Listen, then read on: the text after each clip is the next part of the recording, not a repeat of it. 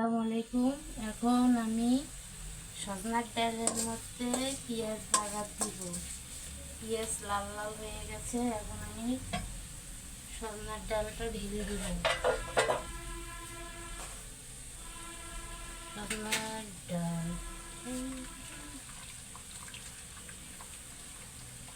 সজনার ডাল এখানে ঢেলে দিলাম। পেঁয়াজ বেরেস্তা বেরেস্তা হয়ে আসছে, রসুনও বেরেস্তা হয়ে আসছে। এখন ঢেলে দিলাম।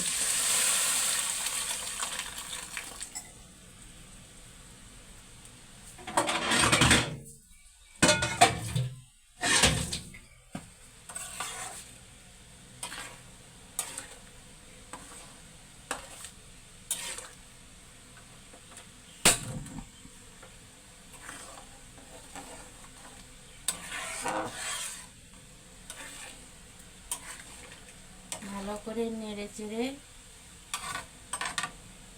নিলাম। এই হলো আমার সজনার ডাল রান্না হয়েছে এবং আমি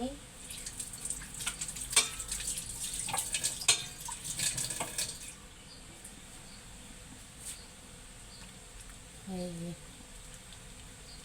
ডাল সজনার ডাল রান্না হয়েছে, কালারও হয়েছে সুন্দর।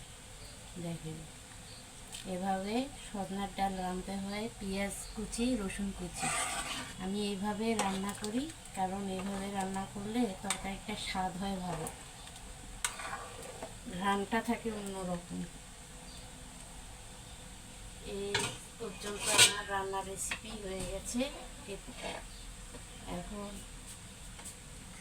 উতাল পাতাল হয়ে আসতেছে। তারপরে এটা নামাবো। নামানোর পরে গরম গরম পরিবেশন করব, ভাত দিয়ে খাবো।